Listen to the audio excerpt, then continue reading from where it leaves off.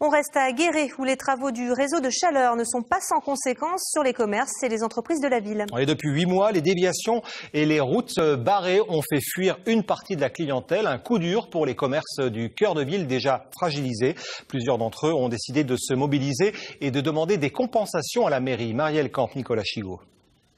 Agnès Cranvierne y a fait ses comptes. En 5 mois, elle a perdu 10 000 € de chiffre d'affaires. Et pour elle, il y a une explication, les interminables travaux du réseau de chaleur. Combien de fois j'ai des clientes qui sont arrivées en me disant écoutez, on est venu vous voir, mais franchement, faut en vouloir, quoi. Ou des clientes qui me disent écoutez, on viendra vous voir plus tard quand les travaux seront terminés. Sauf que les travaux, ça dure. Conséquence, après 10 mois de travaux, son commerce de lingerie de 28 ans d'âge ne tient plus qu'à un fil. Je ne sais pas si je vais pouvoir garder ma salariée. J'en suis là aujourd'hui. Ça commence par là, et puis si ça va plus loin, eh ben ça sera carrément la boutique qui va fermer, quoi.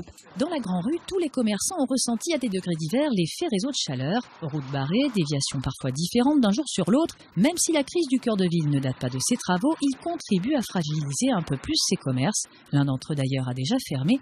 Du coup, les deux associations de commerçants guérétois se mobilisent. Ils attendent de la mairie quelques compensations.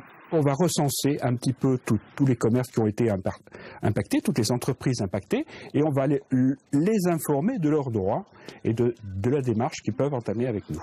On espère faire du poids, et puis on espère que le conseil municipal se penchera sur la question, créera une commission indépendante pour cette indemnisation, et que tout le monde pourra être traité sur le même pied d'égalité.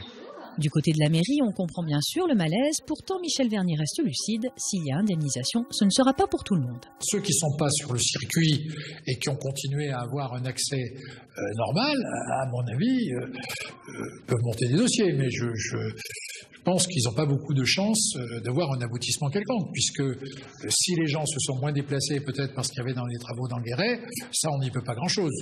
Ce qui sera regardé aussi, c'est surtout l'accès au commerce eux-mêmes. Aux commerçants maintenant de monter un dossier le plus convaincant possible, sachant qu'ils sont environ 200 sur le tracé du réseau. La politique, 12 jours.